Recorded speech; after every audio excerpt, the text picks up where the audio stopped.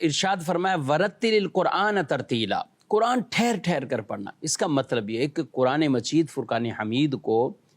ان کے مخارج کے ساتھ، الفاظ کی درست ادائیگی کے ساتھ قرآن مجید کو ٹھہر ٹھہر کر اس انداز سے پڑھنا،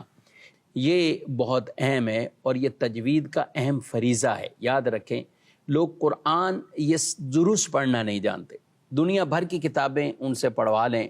طرح طرح کی لینگویج کے وہ جاننے والے ہوتے ہیں، سمجھنے والے ہوتے ہیں، پتہ نہیں کیسی کیسی باتیں کرنے والے ہوتے ہیں، مگر قرآن پاک کی بات کریں تو قرآن درست پڑھنا نہیں آتا۔ وہ شاید یہ سمجھتے ہیں کہ یہ قرآن پاک مولانا صاحب نے پڑھ لیا نا، حافظ صاحب نے پڑھ لیا، تراویح وہ پڑھا دیں گے، نماز مولانا صاحب امام صاحب پڑھا دیں گے، ہمیں اس کی حاجت نہیں۔ حالانکہ آپ اپنی سنتیں پڑھ رہے ہیں، آپ نفل پڑھ رہے ہیں، آپ اور نماز پڑھ رہے ہیں، اب قرآن پڑھ رہے ہیں، تو کیا قرآن پاک کے اندر ادائیگی اس کی درست نہیں کریں گے؟ یاد رکھیں کہ جس سے حروف صحیح ادا نہ ہوتے ہوں اس پر واجب ہے کہ صحیح حروف کی ادائیگی کے لیے وہ دن رات کوشش کرے۔ بھئی اتنا حصہ تو وہ یاد کرے اور پڑھ لے کہ جس کو اسے نماز میں پڑھنا ہے، یہ ایک مطلب کم ترین درجہ ہے کہ جس سے اس کی نماز درست ہو جائے۔ تو میں آپ کو مشورتاً بھی یہ عرض کروں گا کہ اپنی نماز بھی کسی کو ضرور قاری صاحب کو سنا دے۔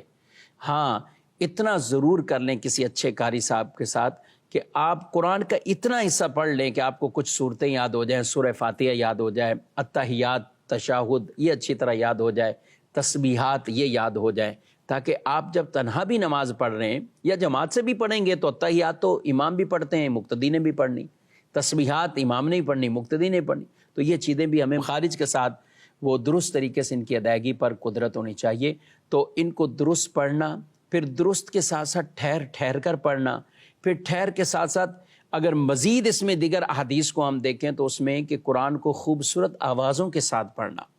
تو آدمی جتنی کوشش کرے اچھا سے اچھا اور اعلیٰ سے اعلیٰ پڑھنے کا، قرآن مجید فرقان حمید پڑھنے کا یہ انداز ہمارا ہونا چاہیے۔ قرآن سے دل لگائیں، انشاءاللہ یہ قرآن پاک سے جو دل لگے گا دنیا میں بھی انشاءاللہ سکون ملے گا، قبر میں بھی سکون ملے گا، حشر میں بھی سکون ملے گا، کیونکہ قرآن مجید سے جس کا دل لگا ہوتا ہے، ایسے کئی خوش نصیب ہیں کہ جو دنیا میں قرآن پڑھنے والے تھے، قبر میں بھی اللہ قرآن پڑھنے کی توفیق عطا فرمائے۔